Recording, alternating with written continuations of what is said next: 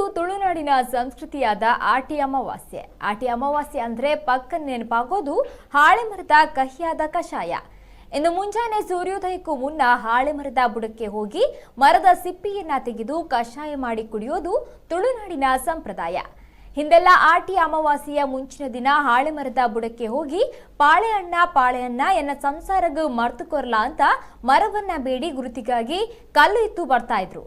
ಹಾಗೆ ಅಮಾವಾಸ್ಯೆಯ ದಿನ ಸೂರ್ಯನ ಕಿರಣಗಳು ಭೂಮಿಗೆ ಸೋಕುವ ಮುನ್ನ ಹುಟ್ಟುಡುಗೆಯಲ್ಲಿ ಹೋಗಿ ಕಲ್ಲಿಂದ ಜಜ್ಜಿ ಮರದ ತೊಗಟೆಗಳನ್ನ ತರುತ್ತಿದ್ರಂತೆ. ಆಟಿ ಅಮಾವಾಸ್ಯೆಯ ದಿನ ಹಾಳೆ ಮರದ ತೊಗಟೆಯ ತುಂಬಾ ಸಕಲ ರೋಗಕ್ಕೂ ರಾಮಬಾಣವಾಗಬಲ್ಲಂತಹ ಆಯುರ್ವೇದದ ಶಕ್ತಿಯನ್ನ ಮೈಗೂಡಿಸಿ ಕೂಡಿರುತ್ತದಂತೆ. 1 ವರ್ಷಗಳ ಕಾಲ ನಿಮ್ಮ ದೇಹದಲ್ಲಿ ರೋಗ ನಿರೋಧಕ ಶಕ್ತಿಯನ್ನ ಹೆಚ್ಚಿಸಿ ಸಮತೋಲನದಲ್ಲಿ ಇಡುವ ಶಕ್ತಿ ಈ ಕಷಾಯಕ್ಕೆ ಇದೆಯಂತೆ. ಆಟಿಯು ಶೀತಕಾಲವಾದ ಕಾರಣ ಉಷ್ಣವಾದ ಕಷಾಯವನ್ನ ಕುಡಿಯೋದ್ರಿಂದ ಮತ್ತು ಮೆಂತೆಯ ಗಂಜಿಯನ್ನ ಸೇವಿಸೋದ್ರಿಂದ ದೇಹಕ್ಕೆ ಬರಬಹುದಾದ ಸಕಲ ಶೀತ ಬಾಧೆಗಳನ್ನ ನಿವಾರಿಸುವ ಶಕ್ತಿ ಇವುಗಳಿಗೆ ಇದೆಯಂತೆ. ಹೀಗೆ ಹಲವಾರು ವೈಶಿಷ್ಟ್ಯಗಳಿಂದ ಆಟಿ ಅಮಾವಾಸ್ಯೆ ಪ್ರಸಿದ್ಧಿಯನ್ನ ಪಡೆದಿದೆ. ಇಂದು ದೇವಸ್ಥಾನಗಳಿಗೆ ತೆರಳಿ ತಮ್ಮ ಕಷ್ಟ ಕಾರ್ಪಣ್ಯಗಳ ಈಡೇರಿಕೆಗೆ ದೇವರಲ್ಲಿ ಮೊರೆ ಹೋಗುವುದು ಸಾಮಾನ್ಯ. ಅದರಲ್ಲೂ ದಕ್ಷಿಣ ಕನ್ನಡ ಜಿಲ್ಲೆಯ ಪ್ರಸಿದ್ಧ ಕ್ಷೇತ್ರವಾದ ಕಾರಿಂಜೇಶ್ವರ ದೇವಸ್ಥಾನದಲ್ಲಿ ಜನರು ಪುಣ್ಯ ಸ್ನಾನ ಮಾಡಿ ದೇವರಿಗೆ ವಿಶೇಷ ಪೂಜೆ ಸಲ್ಲಿಸಿದ ದೃಶ್ಯ ಕಂಡುಬಂತು.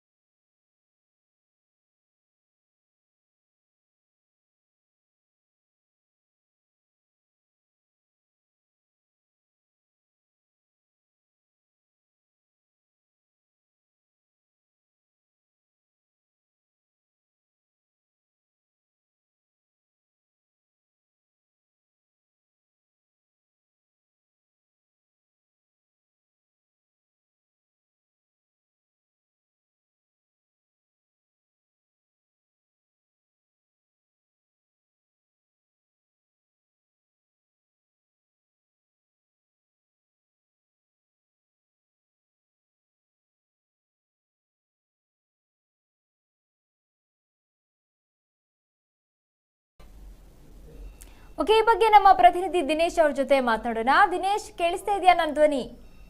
ಹೇಳಿ ಪವಿತ್ರ. ದಿನೇಶ್ ಅವರೇ, ಆಟಿ ಅಮಾವಾಸ್ಯೆದ ಶುಭಾಶಯಗಳು ತಮ್ಗೆ. ತಮಗೂ ಕೂಡ ಹೇಳಿ.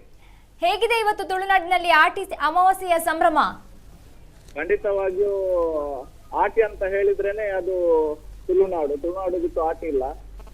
ಇವತ್ತು ಎಲ್ಲೆಡೆ ಕೂಡ ತುಳುವರು ಇದೊಂದು ನಿಜವಾಗಿ ಹೇಳಬೇಕು ಅಂತ ಹೇಳಿದ್ರೆ ನಿಜವಾಗಿ ಇದು ಸಂಭ್ರಮ ಅಲ್ಲ, ಇದೊಂದು ಆಚರಣೆ. ಯಾಕಂತ ಹೇಳಿದ್ರೆ ತುಳುವರ ಏನೋ ಇದು ಈ ನಂಬಿಕೆ ಇದೆ. ಈ ದಿವಸದಲ್ಲಿ ಇವತ್ತು ಆಟಿ ಅಮಾವಾಸ್ಯೆಯನ್ನು ಬಂದಿದೆ. ಇವತ್ತು ಬೆಳಿಗ್ಗೆ ಎದ್ದ ಕೂಡಲೇ ಕಷಾಯವನ್ನ ಕುಡಿದು ಅನಂತರದಲ್ಲಿ ನವಧಾನ್ಯಗಳನ್ನ ನದಿಗೆ ಸಮರ್ಪಿಸುವಂತ ಒಂದು ವಿಶೇಷ ಆಚರಣೆ ಇವತ್ತು. ಅದು ತುಳುನಾಡಿನ ಕೆಲವೊಂದು ದೇವಸ್ಥಾನಗಳಲ್ಲಿ ನಾವು ಕಾಣಬಹುದು. ಅದರಲ್ಲಿ ಮುಖ್ಯವಾಗಿ ನಾವು ಕಾಣುವಂತದ್ದು ಕಾರಿಂಜೇಶ್ವರ, ಬಂಟ್ವಾಳ ತಾಲೂಕಿನಲ್ಲಿರ್ತಕ್ಕಂತಹ ಒಗ್ಗ, ಅಲ್ಲಿಯ ಕಾರಿಂಜ ಅನ್ನುವಂತಹ ಸ್ಥಳದಲ್ಲಿ ನಾವು ಕಾಣಬಹುದಾಗಿದೆ. ಹೇಗಿದೆ ಭಕ್ತ ಸಾಗರ ಇವತ್ತು? ಯಾವುದು? ಕಾರಿಂಜದಲ್ಲಿ ಭಕ್ತ ಸಾಗರ ಹೇಗಿದೆ? ಪುಣ್ಯ ಸ್ನಾನ ಮಾಡಿದ್ರ ಜನರೆಲ್ಲ? ಖಂಡಿತವಾಗಿ ಹೇಳ್ಬೋದು. ಬೆಳಿಗ್ಗೆ 4 ಗಂಟೆಗೆ ದೇವಸ್ಥಾನ ಇವತ್ತು ಪ್ರವೇಶ ದ್ವಾರವನ್ನ ತೆರೆದಿದ್ದಾರೆ. ದೇವರ ದರ್ಶನ 4 ಗಂಟೆಯಿಂದಲೇ ಸತತವಾಗಿ ಆಗ್ತಾನೆ ಇದೆ. ನಿರಂತರವಾಗಿ 4 ಗಂಟೆಯಿಂದ ಇವಾಗ್ಲೂ ಕೂಡ ಸಾವಿರಾರು ಜನ ಬರ್ತಾ ಇದ್ದಾರೆ. ಬಂದವರು ನೇರವಾಗಿ ಅಲ್ಲಿ ನಾವು ದೇವಸ್ಥಾನದ ಬಲಬದಿಯಲ್ಲಿರ್ತಕ್ಕಂತಹ ಗದಾತೀರ್ಥ ಎನ್ನುವಂತ ಒಂದು ಸರೋವರ ಇದೆ. ಆ ಸರೋವರದಲ್ಲಿ ಮಿಂದು ಅಲ್ಲಿ ನವಧಾನ್ಯಗಳನ್ನ ದಾನವನ್ನ ಮಾಡಿ ನಾವಲ್ಲಿ ವಿಶೇಷವಂತ ಹೇಳ್ಬಹುದಾದ್ರೆ ಅಲ್ಲೊಂದು 500ಕ್ಕಿಂತಲೂ ಹೆಚ್ಚು ಮೆಟ್ಟಿಲುಗಳಿರುವಂತ ಕ್ಷೇತ್ರ ಅದು. ಕೆಳಗಿನಿಂದ ಅದು ಬೆಟ್ಟದ ತುದಿಯಲ್ಲಿರ್ತಕ್ಕಂತಹ ಏನು ರುದ್ರ ಇದ್ದಾನೆ, ಈ ಕಡೆ ಪಾರ್ವತಿಯು ಕೂಡ, ಇಬ್ರು ಕೂಡ ನೆಲೆಸಿರ್ತಕ್ಕಂತ ಒಂದು ಪರಮ ಪಾವನ ಸ್ಥಳ ಅಂತಾನೆ ಹೇಳಬಹುದು. ಇವತ್ತು ವಿಶೇಷವಾಗಿ ಅಲ್ಲಿ ಒಂದು ಆಟಿಯ ಸಂಭ್ರಮ ಕಾಣ್ತಾ ಇದೆ. ಎಲ್ಲೆಲ್ಲೋ ದೂರದ ಊರುಗಳಿಂದ ಕೂಡ ಭಕ್ತರು ಸಾವಿರಾರು ಸಂಖ್ಯೆಯಲ್ಲಿ ಆಗಮಿಸಿದ್ದಾರೆ. ಒಂದು ಕಡೆ ಸುರಿತಕ್ಕಂತಹ ಮಳೆ ಇರಬಹುದು, ಆದ್ರೂ ಮಳೆಯನ್ನ ಲೆಕ್ಕಿಸೋದು ಕೂಡ ಬಂದಂತ ಭಕ್ತರು ಇಲ್ಲಿ ಶಿವನ ದರ್ಶನವನ್ನ ಮಾಡ್ತಾ ಇದ್ದಾರೆ. ಮಳೆ ನಡುವೆ ಕೂಡ ಆಟಿ ಅಮಾವಾಸ್ಯೆಯ ಸಂಭ್ರಮ ಜೋರಾಗಿ ಇದೆ ಹಂಗಾದ್ರೆ. ಖಂಡಿತವಾಗಿಯೂ ಜೋರಾಗಿ ಇದೆ ಅಂತ ಹೇಳಬಹುದು. ನಮ್ಮಂತ ಸಣ್ಣ ಮಕ್ಕಳಿಂದ ಹಿಡಿದು ಮುದುಕರು ಕೂಡ ಈ ಒಂದು ಆಟಿ ಅಮಾವಾಸ್ಯೆಯಲ್ಲಿ ತೀರ್ಥ ಸ್ನಾನವನ್ನು ಮಾಡುವುದಕ್ಕೋಸ್ಕರ ಬಂದಿದ್ದಾರೆ, ಸಂಭ್ರಮದಿಂದ ಇದ್ದಾರೆ. ಅದು ಕೂಡ ಮೆಟ್ಟಿಲುಗಳು ಕಲ್ಲಿನ ಮೆಟ್ಟಿಲುಗಳಾಗಿರ್ತಕ್ಕಂಥದ್ದು, ಇತಿಹಾಸ ಪ್ರಸಿದ್ಧ ಆಗಿರ್ತಕ್ಕಂಥ ಕ್ಷೇತ್ರ ಕೂಡ ಹೌದು.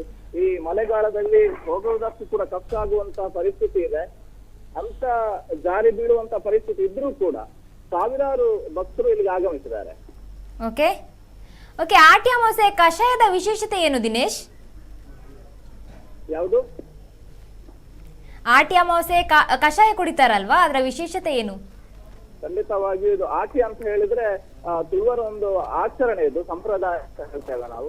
ಬೆಳಿಗ್ಗೆ ಸೂರ್ಯ ಉದಯಕ್ಕಿಂತ ಮುಂಚಿತವಾಗಿ ನಾವು ಮುಂಚಿನ ದಿವಸ, ನಿನ್ನೆಯ ದಿವಸ ನೋಡಿ ಬಂದಂತಹ ಆ ಒಂದು ಮರದ ಕೆಳಗಡೆ ಹೋಗಿ ಅಲ್ಲಿ ಪ್ರಾರ್ಥನೆಯನ್ನ ಮಾಡಿ, ಆ ಪ್ರಾರ್ಥನೆ ಹೇಗಿರುತ್ತೆ ಅಂತ ಹೇಳಿದ್ರೆ ಜೀವಜಲಕ್ಕೆ ಶಕ್ತಿ ಕೊಡುವಂತ ಮದ್ದು ನಿನ್ನಲ್ಲಿ ತುಂಬಲಿ ಅನ್ನುವಂತ ಪ್ರಾರ್ಥನೆಯನ್ನ ಮಾಡಿ, ಕಲ್ಲಿನಲ್ಲಿ ಅದನ್ನ ಕೆತ್ತಿ, ಯಾವುದೇ ರೀತಿಯಾಗಿರ್ತಕ್ಕಂತಹ ಕಬ್ಬಿಣದ ರಾಡ್ ಆಗಿರ್ಬೋದು ಅಥವಾ ಕತ್ತಿ ಆಯುಧಗಳನ್ನ ಬಳಸದೆ ಕೇವಲ ಕಲ್ಲಿನಿಂದ ತೆಗಿತಕ್ಕಂತಹ ಇದೊಂದು ವಿಶೇಷವಾದ ಪದ್ಧತಿ ಇದು.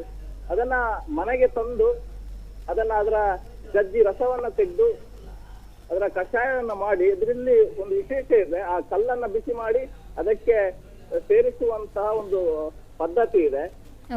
ತುಳುವರ ಒಂದು ನಂಬಿಕೆ. ಯಾಕಂತ ಹೇಳಿದ್ರೆ ಈ ಆಟಿ ತಿಂಗಳು ಅಂತ ಹೇಳಿದ್ರೆ ವಿಶೇಷವಾಗಿ ತುಂಬಾನೇ ಮಳೆ ಬರುತ್ತೆ.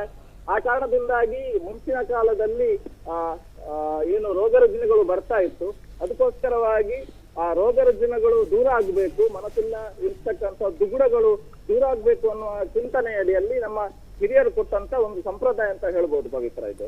ಓಕೆ, ಇದು ಆಟಿ ಅಮಾವಾಸ್ಯೆ ದಿನ ಕಾರಿಂಜೇಶ್ವರ ದೇವಸ್ಥಾನಕ್ಕೆ ಭೇಟಿ ಕೊಡ್ತಾರೆ. ಬೇರೆ ಯಾವುದೆಲ್ಲ ದೇವಸ್ಥಾನಕ್ಕೆ ಇವತ್ತು ಸಾಮಾನ್ಯವಾಗಿ ಭಕ್ತ ಸಾಗರ ಕಂಡು ಬರುತ್ತೆ?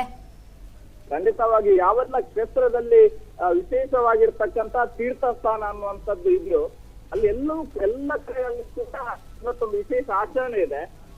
ಬಂಟ್ವಾಳ ತಾಲೂಕಿನಲ್ಲಿ ಇನ್ನೊಂದು ನರಹರಿ ಪರ್ವತ ಅನ್ನುವಂಥದ್ದು ಕಲ್ಲಡ್ಕದಲ್ಲಿ ಕಂಡು ಬರುತ್ತೆ. ಅಲ್ಲಿಯೂ ಕೂಡ ಯಾರೆಲ್ಲ ಇಲ್ಲಿ ಕಾರಿಂಜೇಶ್ವರನ ದರ್ಶನ ಮಾಡ್ತಾರೋ ಅವರು ಕೂಡ ಪಕ್ಕದಲ್ಲಿ ಇರೋದ್ರಿಂದ ನರಹರಿಯ ದರ್ಶನವನ್ನ ಮಾಡುವುದಕ್ಕೋಸ್ಕರ ಬರ್ತಾರೆ. ಇನ್ನೊಂದು ವಿಶೇಷ ಅಂತ ಹೇಳಿದ್ರೆ ನರ ಮತ್ತು ಹರಿ ಮತ್ತು ಹರ ಇಬ್ರು ಕೂಡ ಇರ್ತಕ್ಕಂಥ ಕ್ಷೇತ್ರ ಅಂತ ಹೇಳ್ಬೋದು. ನರಹರಿ ಅನ್ನುವಂತ ಈ ಸಾನ್ನಿಧ್ಯ ಇದು ಕೂಡ ಇತಿಹಾಸ ಇರ್ತಕ್ಕಂಥ ಕ್ಷೇತ್ರ.